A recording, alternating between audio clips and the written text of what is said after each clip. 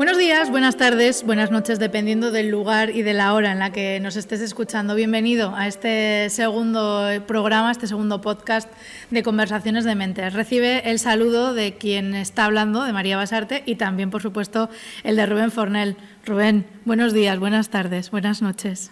Hola, ¿qué tal? Bueno, Rubén, hablábamos en el primer programa del estrés laboral, un asunto que yo creo que, bueno, de una u otra forma o en algún momento u otro de nuestra vida a todos nos acaba afectando. Y hoy vamos a hablar también de un tema por el que todos pasamos. Hablamos de la responsabilidad y la comunicación familiar, así titulamos al podcast de esta semana. Como periodista voy a decir que la comunicación es fundamental en cualquier ámbito de la vida. Entiendo que en la familia muchísimo más, ¿no, Rubén?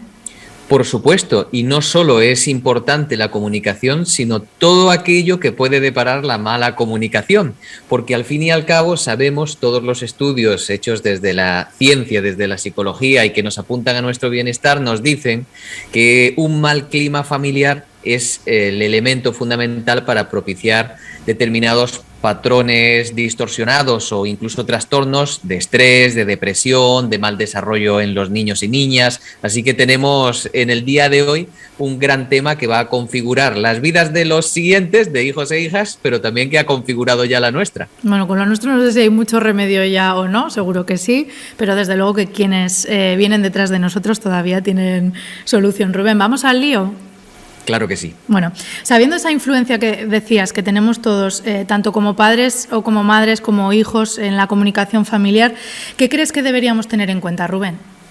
Pues en primer lugar debemos tener en cuenta que los grandes conceptos de nuestra vida que van a regir nuestro futuro se aprenden y se configuran a través de la vivencia cuando somos niños. ¿Qué quiero decir con esto?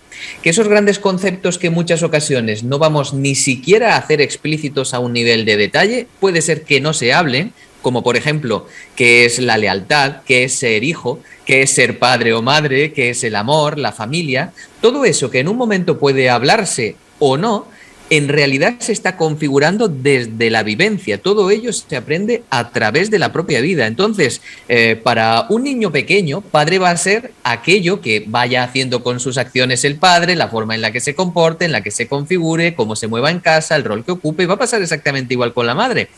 Esto hay que tenerlo muy presente porque ese clima familiar va a aportar los grandes conceptos que vamos a trasladar a niños y niñas, a los hijos y a las hijas, independientemente de lo que queramos a nivel consciente, porque allí va a suceder una realidad que va a ser la que va a beber, la que va a interpretar ese niño. Es decir, lo que configuramos como normal se representa a través de la vivencia y así lo tenemos construido los adultos también.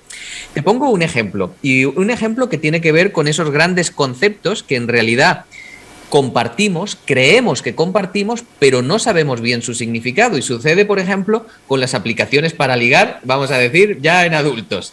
Bueno, tú entras a una aplicación para ligar y tienes que elegir el perfil de la persona que te guste, que sea cariñoso, que sea aventurero, que sea romántico, cualquier cosa así, que todo va a sonar muy bonito. Así que hay un match, os conocéis y luego vamos a ver cuál es la realidad. La realidad es que cariñoso para ti conllevaba tener unos gestos, unas caricias, unos abrazos, y cariñoso para él es suficiente con darte un beso de buenas noches. Aventurero para ti conllevaba viajes exóticos en otros países, y él con ir a Tomelloso de vez en cuando a ver sus abuelos, la verdad es que le parece una gran aventura ir a pasear por la colina. ¿Qué te quiero decir con esto? Que en realidad esos grandes conceptos que creemos que compartimos y que nos configuran se han vivenciado desde un lugar que no es explícito, que no es concreto. Por eso creo tan importante que padres y madres se preocupen y se ocupen de revisar cuáles son esos grandes conceptos, familia, lealtad, amor, pareja, respeto, que están configurando a los niños y que posiblemente habría que limar. Claro, Rubén, a mí mis padres no me sentaron un día y me dijeron el amor de los padres a los hijos pasa por todos estos criterios, pero sí que de mi relación con ellos yo he ido aprendiendo eso, ¿no? Yo he ido sabiendo cómo tendría que tratar a mis hijos en caso de que yo los tuviera. Claro, es así, y además es que fíjate que cambios culturales apoyan esto que hablamos, y es el hecho de que quizá pareja y lo que era el hombre de la pareja para la generación de nuestros abuelos, incluso en algunos casos, vamos a ser realistas, conllevaba hasta violencia.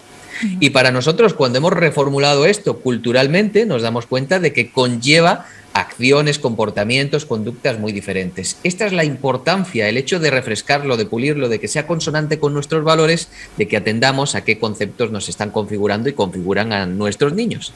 Bueno, hablamos de casa, de la familia, pero también un poco en el colegio, ¿no? Al final les vamos diciendo siempre por dónde tienen que ir. Claro, sucede en todos los ámbitos. Vamos a dirigir a los niños desde todos los lugares. Y desde ahí, desde el colegio y desde la casa, vamos a encontrar los dos grandes focos que van a construir, para mí, uno de los conceptos más importantes de nuestro desarrollo, que es el concepto de coherencia. Dicho de otra forma, la gran penalización de nuestro inconsciente, aquello que no nos cuadra, que nos genera ya una insatisfacción, que no sabemos qué hacer, procede de la incoherencia, es decir, necesitamos que la vida encaje, que la vida sea coherente. Por eso lo pasamos tan mal cuando, por ejemplo, nos dice una pareja, te pongo ese caso, que nos quieren, pero desaparecen, se comunican con comportamientos extraños, pero luego te dan muestras de cariño. Digamos que hay una cosa de un mundo y otra de otro. Parece que algo encaja, pero no encaja. Es decir, un niño que no vive la coherencia cuando se le educa, al fin y al cabo tiene una penalización en su desarrollo, cuando se le está intentando educar en el respeto y se le grita, cuando se le está intentando educar en los valores y se le llama tonto. Al fin y al cabo, cuando sus padres le dicen que le quieren mucho, pero luego no pasan un tiempo con él, o cuando un padre le dice que es el mejor regalo de su vida, pero luego cuando llega el momento es preferible el partido de fútbol. Es decir, está conectado lo que le estamos diciendo o intentando transmitir de una manera no verbal a los niños desde la vivencia que le proporcionamos. Bueno, casi nada, Rubén, que nos pides que seamos coherentes en todos los campos de la vida con lo difícil que es eso, ¿eh? Desde luego. Rubén, decíamos, mi concepto del amor, de la familia, de cómo es ser padre o cómo es ser madre, viene en función de lo que yo he ido recibiendo. Pero mis propias historias personales o las historias personales que los padres y las madres han vivido, ¿van a afectar después a los hijos? Sin ninguna duda. Y aquí tenemos a una autora famosísima y clave para entender el desarrollo de los niños y que además recomiendo enormemente poder leer, que es François Dolto. François Dolto decía que los niños son víctimas del pasivo de los padres y nosotros una versión actualizada, digamos, de esos pasivos que ya hemos heredado. ¿Qué quiere decir eso? Que todas las dinámicas, las vivencias, las huellas no resueltas que hemos vivido y no trabajamos personalmente se van a heredar por los niños desde una base psíquica, digamos, desde una energía que es los cimientos de cómo se va a configurar su cerebro. Esa carga, esa energía va a ser transmitida como un peso para las siguientes generaciones. Desde aquí, por ejemplo, podríamos hablar extensísimamente de la importancia del transgeneracional, de la psicología transgeneracional, pero no hace falta remontarse a 5 generaciones antes, simplemente de nuestros padres. Y yo lo veo constantemente, te podría poner muchos ejemplos. Por ejemplo, un caso de ayer mismo en el que yo trabajo en este caso con una pareja que tienen gran interés en consultarme y en desarrollar pues diferentes conductas y patrones para la educación de sus hijos. Entonces me presentaban que el padre con su hijo está teniendo conductas y comportamientos muy explosivos porque el hijo es rechazado. Entonces la verdad que sus amiguitos se están portando no muy bien, lo apartan, se meten con él y el padre se enciende, realmente no lo soporta, monta en cólera, pero luego se enrabieta, pega a la puerta y entonces indagando en la historia familiar del padre, él reconoció que había sido un niño que también había sido excluido, que había sido apartado, que había sufrido todo ese lugar de no formar parte del grupo y que lo estaba viendo vivenciado en su hijo. ¿Quiero decir con esto que el padre es responsable de que a su hijo le suceda? No, pero sí quiero decir que hay una carga ahí, tanto para cómo vive el presente el padre, como lo que ha ido sintiendo el hijo, que quizá hubiera sido menos carga o ahora mismo estaríamos ante otra situación si este padre hubiera vivido, hubiera resuelto, hubiera trabajado personal, psicológicamente, todo aquello que vivió y que sin duda es un impacto. Ahora te voy a decir algo que yo creo que lo has escuchado millones de veces, Rubén. Los niños son esponjas, se adaptan a todo, no sé si eso es bueno o es malo, pero es algo que repetimos muchísimas veces, ¿no? Claro, y esto es así y no es así. Por supuesto que son muy flexibles. Primero que ya vienen con esta carga, es el primer elemento que tenemos que entender. El niño no parte de cero, sino que va a tener una carga psíquica, una base que ya ha heredado. Y por otra parte, este niño en concreto del que estamos hablando, que en este caso sufre un cierto acoso y es muy pequeñito, tiene 7 años, no se va a poder adaptar a todo. Quiero decir, hay una parte de rasgos de identidad a los que no nos vamos a poder adaptar, sino que nos vamos a sobreadaptar. Y aquí hay dos términos fundamentales, que son la sobreadaptación y otra cosa es el trastorno de conducta sobreadaptada. ¿Qué quiero decir con la sobreadaptación? La sobreadaptación es un concepto que se remonta más a la parte psicoanalítica y podríamos hablar que nace desde una corriente freudiana. Entonces, la sobreadaptación es ese niño que está viviendo la incoherencia de, por ejemplo, estar en la cuna, ese bebé que está con el inconsciente abierto, es una esponja inconsciente, entonces está en la cuna, va mamá a cogerlo con todo su amor y con sus brazos, que se supone que es el gesto de cariño, pero lo mira con cara de qué pesado con el sueño que tengo, ahora otra vez el niño. Esa incoherencia que vive el niño necesita sobreadaptarla, es decir, va a tener que hacer algo con esos términos de los que hablamos de incoherencia, que es, a ver, aquí hay amor, pero parece que sobro. Todo esto no es racional, es desde una perspectiva inconsciente. El niño se va sobreadaptando a esas situaciones y va sacando conclusiones. Yo molesto o no molesto, yo soy importante o no, mamá es buena o mala. Todo este mundo que estamos simplificando muchísimo, pero que desde ahí se va a desarrollar. Esto es la sobreadaptación más psicoanalítica. Otra cosa diferente es el trastorno de conducta sobreadaptada, que implica un niño que constantemente tiene que hacer las cosas bien, se le está exigiendo mucho, que no se equivoque, digamos que puede tener unos padres súper exigentes.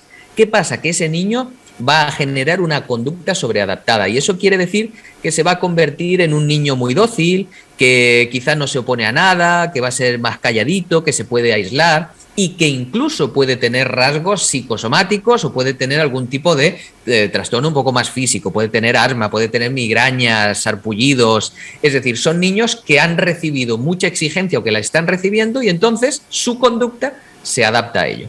Entonces, Rubén, esto no es fácil, ¿eh? Ser padre, está claro, no es fácil. ¿En qué tenemos que enfocarnos como padre o como madre? Bueno, hay que enfocarse en varios aspectos. Lo primero que hay que tener en cuenta es que la familia tiene funcionalidades. La familia sirve para algo y vamos a concretar para tres elementos fundamentales. Primero de todo, la familia tiene que servir para determinar, y ya sirve, queramos o no, roles y funciones. ¿Quién eres tú? ¿Quién soy yo? ¿Quién es papá? ¿Mamá? Así que eso va a configurar ya una primera parte de cómo el niño entiende el mundo. El segundo punto es que va a funcionar para establecer comunicaciones y vínculos. Esas comunicaciones, la forma en la que se dan, cuándo se dan, el contexto, va a conllevar también a generar una calidad u otra del vínculo. Y en tercer punto tenemos que tener en cuenta que se van a generar lo que llamamos transacciones múltiples, es decir, cómo el niño se comporta en la educación, en la sociedad, cómo es la economía, el mundo es malo, bueno, es una amenaza, es un regalo, es una suerte. Así que vamos a tener tres elementos fundamentales en los que como padres, como adultos hay que poner conciencia o incluso si no tenemos hijos, como simplemente adultos que somos hijos. En qué roles y funciones nos hemos comido cuando éramos niños, qué comunicación y qué vínculo hemos desarrollado y que se ha llevado como una forma natural y qué transacciones múltiples, cómo entendemos el comportamiento, la educación, la sociedad, el mundo que nos rodea. Hemos dicho que el programa de hoy se titulaba Responsabilidad y comunicación familiar, así que vamos a centrarnos en eso, Rubén, en la comunicación. ¿Qué tenemos que tener en cuenta? Bueno, aquí hay dos partes que creo que son fundamentales tener en cuenta. Primero de todo, unas habilidades básicas que van a ser la base de luego estos tips de comunicación que voy a trasladar. Uh-huh. Primero, unas habilidades básicas, que son las habilidades básicas de un gran autor que es Goleman, que nos dice qué tendría que tener el niño en su base, por supuesto el adulto, pero qué tendría que tener el niño en su base para desarrollarse de una forma equilibrada. Primero de todo, son 5, primero de todo, la conciencia de sus propias emociones. Tiene que aprender a saber reconocer lo que siente. Después tiene que tener una cierta capacidad de autorregulación, no solo saber, sino manejar aquello que le sucede. En tercer lugar, saber motivarse hacia los objetivos, ver aquello que quiere conseguir de una determinada manera que desde el presente le dé energía. En cuarto lugar, una empatía hacia darse cuenta de los sentimientos de los demás, poder reconocerlo en los demás y no quedarse en la primera persona. Y por último, unas habilidades sociales para conformar un equipo, para cooperar. Estos rasgos son la base de lo que luego queremos que sea una comunicación funcional, una comunicación clara, que vamos a poner otros 5 puntos para que nos entendamos de manera sencilla. Una comunicación funcional y afectiva debería ser clara, debería expresarse lo que se quiere de una manera rotunda, Segundo punto, debería ser congruente en gestos y actitudes. Debería haber un lenguaje verbal y no verbal, pues que tenga algo que ver. Debería ser oportuna, es decir, suceder en el momento adecuado y en el contexto adecuado para todas las partes. En cuántas ocasiones nos encontramos que los grandes temas o aquellas tareas que hay que hacer, los padres los abordan cuando el niño viene del cole, del instituto, y tú qué tienes que hacer y cuándo lo has hecho, y está comiéndose la cucharada y está sucediendo un interrogatorio. En cuarto punto, la comunicación debe ser verificada también. Es decir, oye, ¿estás segura, estás seguro de que tu hijo entiende lo que le dices? Chequea, pídele a ver si realmente os habéis entendido. Y en último punto, debe haber retroalimentación.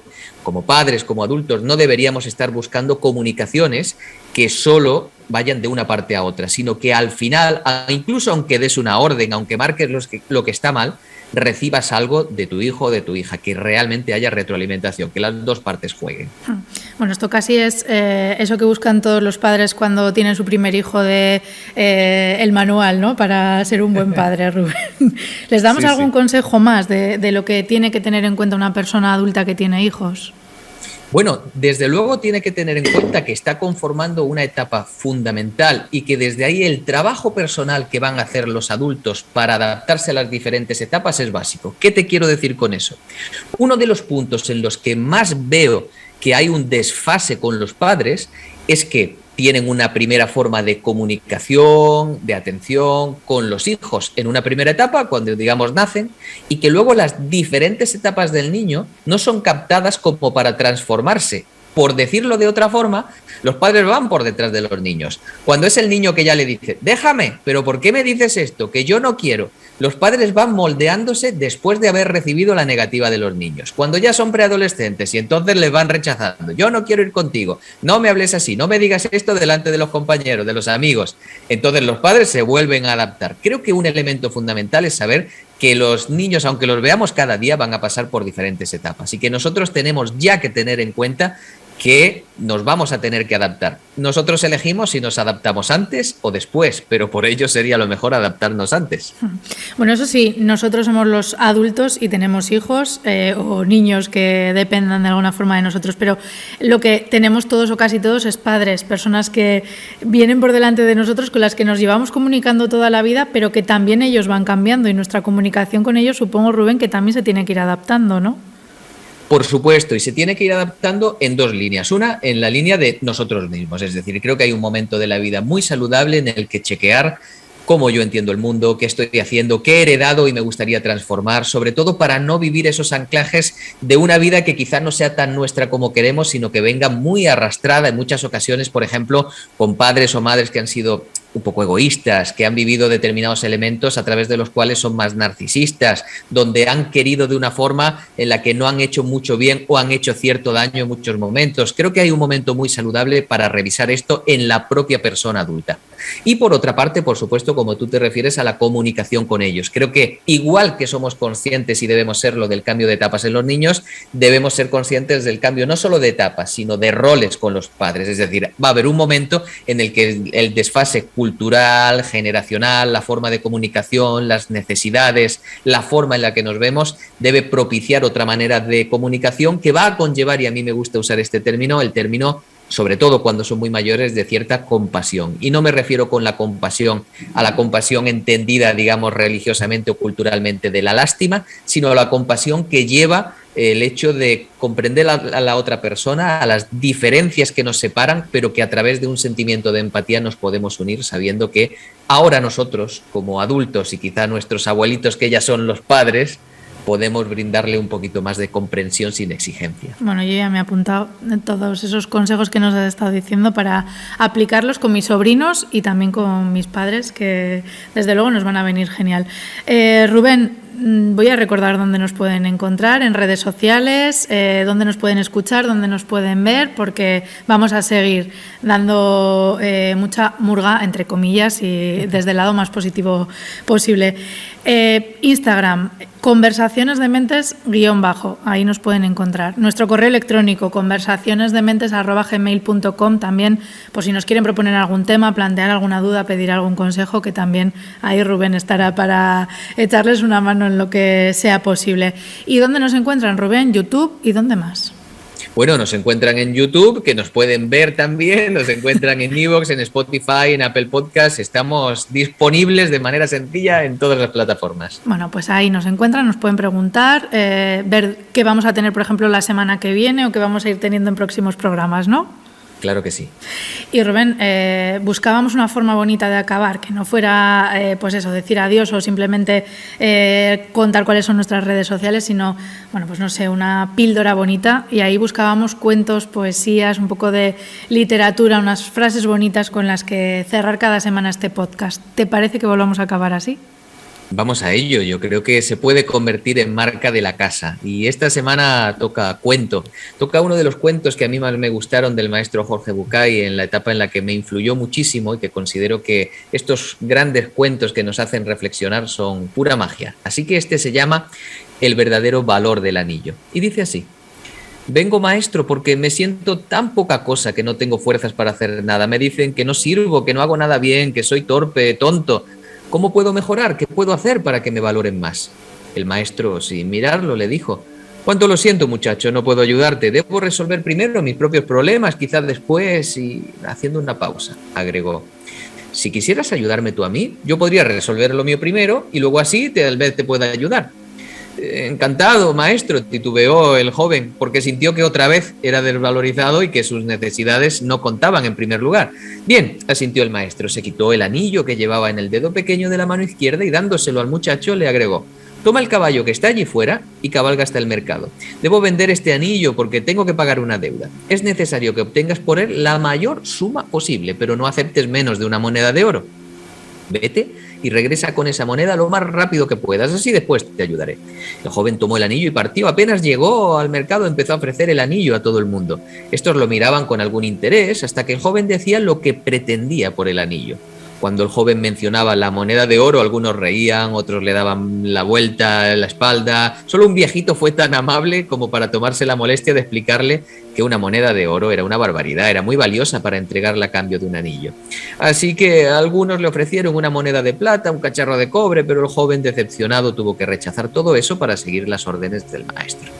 Después de ofrecer su joya a todas las personas que se cruzó, más de 100 personas, y abatido por su fracaso, montó en su caballo y regresó. Cuánto hubiera deseado aquel joven poder tener él mismo esa moneda de oro, así se lo hubiera entregado al maestro, se lo hubiera liberado de la deuda y encima hubiera recibido su ayuda, pero no fue así. Entró a la habitación y le dijo: maestro, lo siento, no es posible conseguir lo que me pediste. Quizá un par de monedas de plata, 3, algún cacharro de cobre, pero no creo que pueda engañar a nadie respecto del verdadero valor del anillo.